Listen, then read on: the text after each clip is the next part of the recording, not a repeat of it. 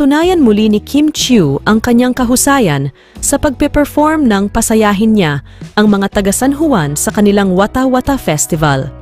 Hindi nagpatinag si Kim at nagbigay siya ng isang kamangha-manghang performance na ikinatuwa ng lahat ng nanood. Ang kanyang mga awitin at sayaw ay nagbigay saya at sigla sa festival.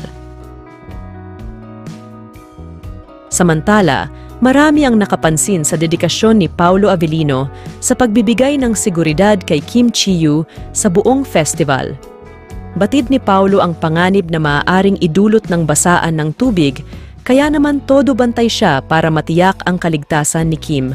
Ang Wata Wata Festival ay isa sa mga inaabangang pista sa San Juan at ngayong taon, naging extra special ito dahil sa presensya at performance ni Kim Chiu. Sa pagtatapos ng pagdiriwang, kitang-kita ang kasiyahan at saya sa mga mukha ng mga taga San Juan.